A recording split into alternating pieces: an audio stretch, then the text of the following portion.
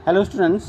देखिए आज हम लोग जो पढ़ेंगे वो है आपका इंग्लिश का एक पोइट्री या पोएम जिसको आप बोल सकते हैं, जिस चैप्टर का नाम है the way through the woods.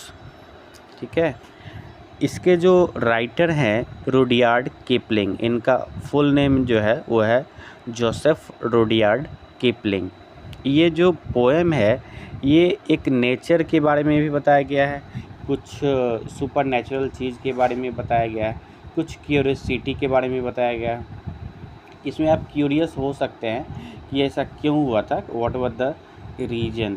ठीक है, and the way through the woods it is written by Rudyard Kipling, जो कि एक इंडियन राइटर ही हैं। इनका जन्म जो है वो आपका मुंबई में हुआ था, जो कि अभी क्या हो गया है, देखिए पहले बॉम्बे था जो कि अभी मुंबई हो चुका है। ठीक है, इनका जन्म जो है वो 1865 में हुआ था, यानी 30 दिसंबर जो है 1865 में हुआ था, और 11 जनवरी 1936 तक इनका बर्थ ये जो है वो रहे। उसके बाद ये गुजर गए हमारे बीच से। तो ये बहुत अच्छी बात है कि हम लोग जो पढ़ रहे हैं वो एक इंडियन राइटर की पोएम के पढ़ रहे हैं, और ये यंगेस्ट ऐसे राइटर थे। ठीक है, ये स्टोरी राइटर थे, नॉवलिस्ट थे, शॉर्ट पोएम वगैरह लिखते थे। तो ये एक ऐसे राइटर थे जिनको यंगेस्ट, ठीक है, यंगेस्ट जो है वो नोबेल प्राइज़ मिला 1907 में। इस समय इनकी जो एज थी वो थी 42। इनको जो है ये यंगेस्ट था। बाद में इनको कुछ और भी प्राइज़ मिला ब्रिटिश में, that is British poet laureateship and knighthood, लेकिन उन्होंने उस चीज़ को ठुकरा दिया था। ठीक है, क्योंकि उस समय जो हमारा देश था वो आज़ाद नहीं था। इसी के कारण, क्योंकि ये इंडियन राइटर थे और ये ब्रिटिश से मिला था, तो वो चूँकि ब्रिटिश से हम लोग ग़ुलामी में थे। आप लोग को पता होना चाहिए कि 1947 में हमारा देश आज़ाद हुआ, इससे पहले ब्रिटिश के संकल्प में थे। तो वो एक चूँकि एक इंडिया से उन्हें बहुत ज़्यादा प्रेम था, इसलिए उन्होंने जो ब्रिटिश लॉरेटशिप और नाइटहुड मिला था उसको उन्होंने ठुकरा दिया था। तो ये भी बताता है कि ये इंडिया से इनका बहुत ज़्यादा प्रेम था। ठीक है, तो अब हम लोग सीधा स्टोरी पे आते हैं। ठीक है, ये the way through the woods, way का मतलब होता है रास्ता, थ्रू द वुड्स, वुड्स का मतलब हो गया जंगल। ओके, तो the way through the woods का मतलब हो गया जंगल के बीच से रास्ता। ठीक है, तो जंगल के बीच से रास्ता, आपका इस जो टाइटल है इसी को पढ़ने से हमें थोड़ी सी क्यूरियोसिटी आती है कि क्या होगा, कैसा होगा। ठीक है, इसमें आपका कुछ और चीज़ों के बारे में बताया गया है कि जैसे अगर हम मान लीजिए अपने घर में रहते हैं, ठीक है, तो वहाँ पे हम बहुत ही कंफर्ट फील होते हैं, थोड़ा सा नेचुरल, एक नेचुरल इन्वायरमेंट जिसको बोलते हैं, उसमें हम लोग बहुत ही कंफर्ट फील होते हैं, बहुत ही आराम से रहते हैं। और यही अगर हमें बाहर जाना पड़ता है, कहीं दूसरा जगह रहना पड़ता है, तो क्या होता है कि थोड़ा सा हमें अनकम्फर्ट फील होता है। तो यहाँ पे नेचर के बारे में बताया गया है कि नेचुरल जीव जो है वो अगर अपने घर में रहते हैं तो वो भी बड़े कंफर्ट से रहते हैं, अगर उनको कोई भी जीव जंतु जो है जाकर डिस्टर्ब नहीं करे। ठीक है, तो ये भी बात है।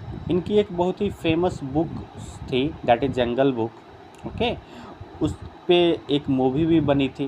ठीक है, तो वो बहुत ही फेमस हुआ करती थी। अगर आप लोगों ने नहीं देखी है तो आप देखिए, उसमें जंगली जीवों का थोड़ा सा एक कल्चर को दिखाया गया है और उसके कारण ये बहुत ही ज़्यादा पॉपुलर हुए थे। ठीक है, तो अब यहाँ पे हम लोग रीडिंग्स पे आते हैं। ठीक है, यहाँ पे आपको फर्स्ट स्टैंजा में दिया गया है कि how do you feel if you were to pass through a dense forest. आप कैसा महसूस करोगे अगर आपको एक घने जंगलों के बीच से गुजरना पड़े। ठीक है, आप मान लो कि क्या होता है, एक नेचुरल रास्ता रहता है और कुछ वैसा रास्ता से गुजरना पड़े जो आपके लिए बिल्कुल अनजान हो, नेचुरल मान लीजिए नहीं हो, यानी अगर वो कुछ वैसा रास्ता से गुजरना पड़े जो चारों बगल सिर्फ जंगल ही जंगल हो, तो how would you fear only wild animals और एनीथिंग एल्स टू। आपको क्या होता है ना कि जब हम किसी अनजान जगह से गुजरते हैं तो हमारे दिल में भी क्या होता है, एक डर पैदा होता है, ठीक है। और उसके कारण सिर्फ एक जंगली जानवरों से भी नहीं डरते हैं, कुछ भूत प्रेत, अगर हम माइंड में कुछ सोच लेते हैं कि भूत होगा या कुछ और भी डाकू होगा, चोर होगा, समथिंग एल्स, तो हमारे माइंड में भी वो भी चीज़ चलती रहती है, ठीक है। तो आप कह रहा है कि रीड दिस पोएम, इस पोएम को पढ़िए, which describes the poet memories from the past. ये जो है ना, ये पोएट की मेमोरी को बताता है, from the past when a road existed in the deep dense would, है ना। जब वो बता रहे हैं कि एक अपनी मेमोरी को याद करते हुए एक कोई पोएट पोएम लिखते हैं, और जो पोएम जो है लिखी गई है किस चीज़ के बारे में, ए रोड के बारे में, दैट एग्जिस्टेड, जो कि हुआ करता था, in the deep dense woods, मतलब घने जंगलों के बीच में, and the change that has taken place there over the years. और रोड तो हुआ करता था लेकिन अब उसमें बहुत ज़्यादा बदलाव आ गया है इन बहुत सारे सालों में, ठीक है। क्या क्या बदलाव आए हैं, ठीक है, उससे क्या परिवर्तन हुआ है, उस चीज़ को हम लोग देखेंगे। सबसे पहला है, they shut the road through the woods 70 years ago, मतलब कि वो बता रहे हैं कि वो जो रोड हुआ करता था उनको उन लोगों ने, किन लोगों ने, किसी पर्सन्स के बारे में इंडिकेट किया गया है जो कि अननोन है यहाँ पे, ठीक है, उसको उन्होंने 70 ईयर्स एगो यानी 70 साल पहले उसको बंद कर दिया गया था, ठीक है। और अगर मान लो कि कोई भी रोड जो है बहुत दिनों तक बंद रहती है तो उसमें तो बारिश से, ठीक है, और अगर मिट्टी वगैरह इधर उधर पड़ता है उससे तो वैसे ही जाम हो जाता है, ठीक है। Weather and rain have undone it again, और जो रोड जो बंद हो गया था उसको बारिश ने और मौसम ने क्या कर दिया, उसको और भी पूरी तरह से कम्प्लीटली रूप से बंद कर देंगे। And now you never know, और आप कभी नहीं नेवर नो, कभी नहीं जान पाओगे, there was once a road, वहाँ पे कभी एक रोड था, थ्रू द वुड्स, किसके बीच में, जंगलों के बीच में, बिफोर द प्लांटेड ट्री, कब, जब वो उन्होंने प्लांट किया था, पेड़ पौधे जब लगाए थे, ठीक है, जो कि अब बहुत बड़े हो चुके हैं, तो उस पेड़ पौधे लगाने से पहले वहाँ पे क्या हुआ करता था, एक जंगल रोड हुआ करता था, ठीक है। इट इज़ अंडरनीथ द कॉपेक, यह क्या है, अंडरनीथ, अंडरनीथ का मतलब नीचे, किसके नीचे, कॉपीज के नीचे। कॉपीज करने का मतलब क्या हो गया कि वैसा एरिया जो कि जंगलों से और झाड़ियों से, बड़े बड़े पेड़ों से, झाड़ियों से ढका है। एंड हीथ का मतलब क्या हो गया कि वैसा एरिया जो कि अनकल्टिवेटेड है बहुत दिनों से, ठीक है, और उसमें जब अनकल्टिवेटेड होता है उसमें झाड़ियाँ वगैरह उग जाती है, ठीक है, तो दैट्स वो एरिया, ठीक है। It is under the copies and Heath, copies का मतलब क्या होता है कि वही जो कि मतलब झाड़ियों से ढका हुआ हो, एंड हीथ का मतलब कि वैसा एरिया जो कि कल्टीवेटेड नहीं हो, यानी अगर खुराई वगैरह जुताई वगैरह करते रहते हैं तो उसमें हल्की वगैरह जो जंगल वगैरह आते हैं, लेकिन वैसा एरिया जिसको अगर हम बहुत दिनों से अनकल्टिवेट कर देते हैं, उसको अगर हम लोग मान लो कि कल्टिवेट वगैरह नहीं करें तो वैसे झाड़ जंगल बहुत सारा उगाते हैं, ठीक है। एंड द थिन एनिमल्स का क्या मतलब, पतले पतले जो सब्स होते हैं जिसमें cup like shape like flowers होते हैं, ठीक है, कप शेप फ्लावर्स जो होते हैं, ठीक है, जैसे वाइट का एक फ्लावर्स होता है उस टाइप का, और भी बहुत सारे जो है सब्स हैं। एनिमल्स का मतलब भी वही हो गया कि वो जो है वहाँ पे उगाए हैं।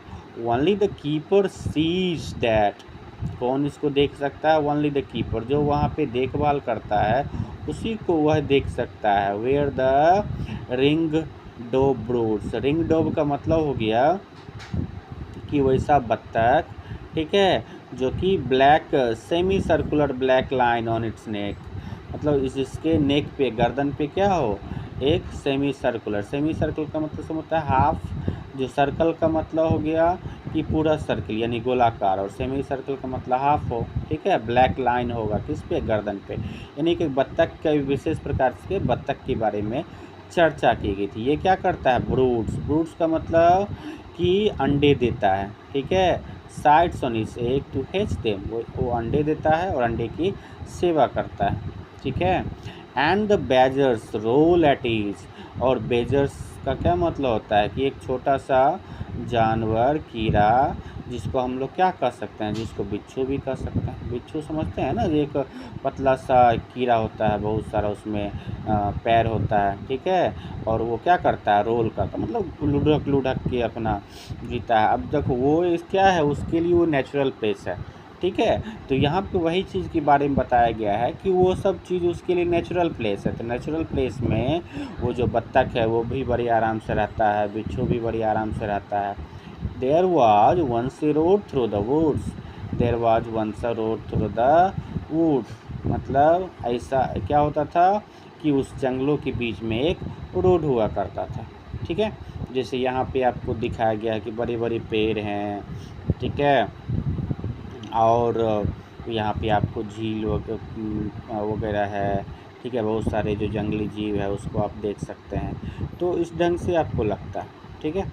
Yet if you enter the woods, अगर उसके बाद भी क्या होता है कि if you enter the woods, अगर कभी आप जंगलों के बीच से गुजर जाएं, ठीक है, यानी चारों बगल तो पूरा जंगल वगैरह हो गया, अगर उसके बीच में कहीं पे आप चले जाएं on a summer evening late, summer में क्या होता है, गर्मी का मौसम।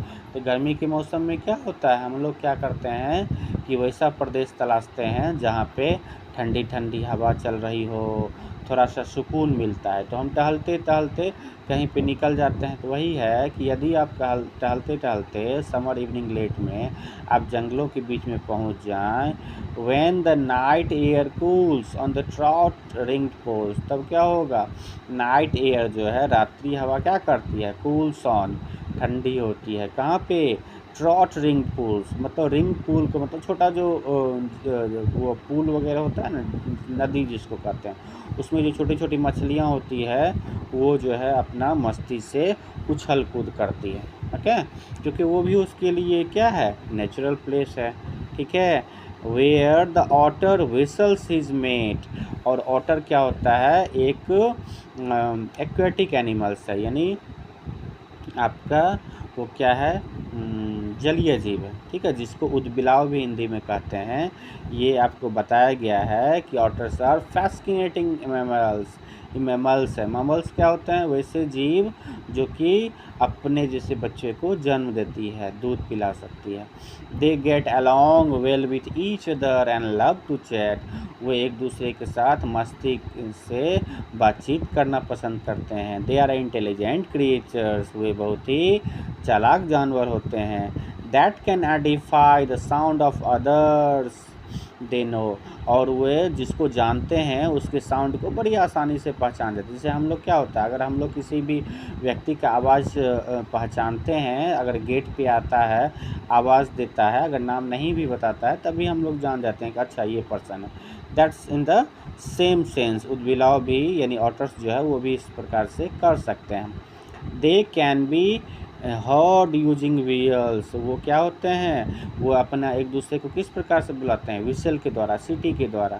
चिप्स चिक्स एंड ग्रोल्स, मतलब क्या, चहकते हैं, कुदकते हैं और मस्ती करते हैं। दे हैव वेव्ड फीट, उनके पास वेव्ड फीट, वेव्ड फीट का मतलब कि जैसे हम लोग का जो पैर होता है उसके बीच में आपका क्या होता है, दो उंगलियों के बीच में पूरा खाली होता है, लेकिन वेव्ड फीट का मतलब कि दो जो उंगली है ना उसके बीच में जल्ला टाइप का, मतलब पूरा उंगली जो है थोड़ा सा स्पेस भी होता है और बीच में पतली सी झिल्ली टाइप की होती है। Which help them swim easily, जिसके कारण क्या होता है कि पानी के ऊपर आराम से, अगर मान लो कि हम लोग पानी के ऊपर देंगे तो हम लोग डूब जाएंगे, उनका पैर जो है वो डायरेक्ट पानी में चला जाएगा, लेकिन वेव फीट के कारण क्या होता है कि वो पानी के ऊपर चलने में, तैरने में मदद करते हैं, ठीक है।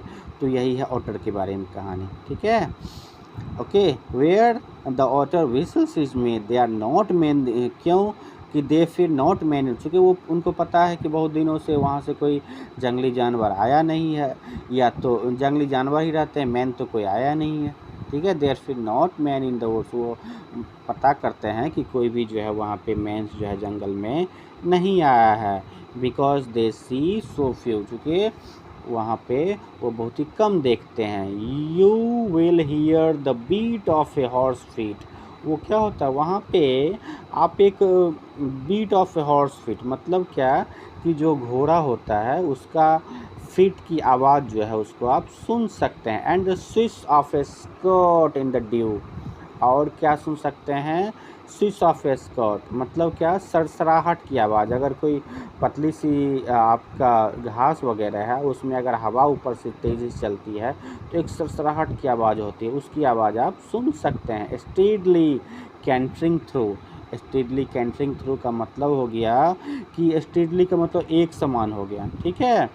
और कैंटरिंग थ्रू का मतलब क्या होता है कि हल्की सी तेज़ आवाज़ में, ठीक है। द मिस्टी सॉलिट्यूड, मिस्टी का मतलब क्या हो गया कि हल्की सी धुंधली सी, फॉगी जिसको बोल सकते हैं, ठीक है।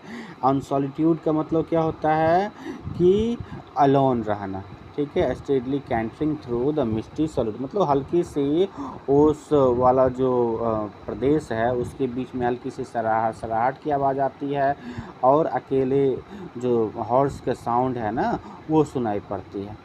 As the they perfectly knew, चूँकि उनको पता है the old lost road through the woods, क्या कि उनको पता है किसके बारे में, the old lost road through the woods, किसके बारे में पता है, वो जो रास्ता है जो जंगलों के बीच में खो गया है उस रास्ते के बारे में उनको पता है। किनको, जो कि क्या लगता है मतलब वो जंगलों के बीच से गुजरता है और घोड़े की जो आवाज़ है हल्की हल्की उनको पता है। But there is no road through the woods, लेकिन कोई भी उसके बीच में है नहीं, ठीक है। मतलब ऐसा लगता है कि उसके बीच में है रास्ता, but there is no road through the woods, लेकिन उसके बीच में कोई भी रास्ता नहीं है, ठीक है। This is the things, this is the story. तो यहाँ के बाद में क्या हो गया कि मतलब कुछ लोगों को लगता है कि उसके बीच में थोड़ा सा घोड़े की आवाज़ है, यानी अगर हम जाते हैं ना वहाँ पे तो वो सारा चीज़ लगता है कि घोड़े की आवाज़ सुनाई दे रही है, हल्की सी सरसराहट की आवाज़ आ रही है, तो हमको लग रहा है कि उसके बीच में कोई भी रास्ता होगा, तभी तो घोड़े की आवाज़ आ रही है ना। लेकिन ऐसा कुछ नहीं है, ठीक है, ऐसा कुछ नहीं है, मतलब कि अभी जो है उसके बीच में कोई भी रोड नहीं है। तो दिस वाज द पोएम, और ये पोएम में आप कुछ एक बार और जो रुडयार्ड किपलिंग है इसके बारे में जाने, इनका बर्थ डेट याद रखिए, इनका मृत्यु डेट याद रखिए, ठीक है। और इनको यंगेस्ट जो है वो नोबेल प्राइज़ मिला था ये याद रखिए, किस एज में मिला था, 42 ईयर्स में, ये याद रखिए। और स्टोरी तो आपने समझ ही गया, तो उसको एक बार अच्छे से दोबारा पढ़िए एंड समझिए। उसके बाद हम लोग फिर से नेक्स्ट डे इसके कुछ क्वेश्चंस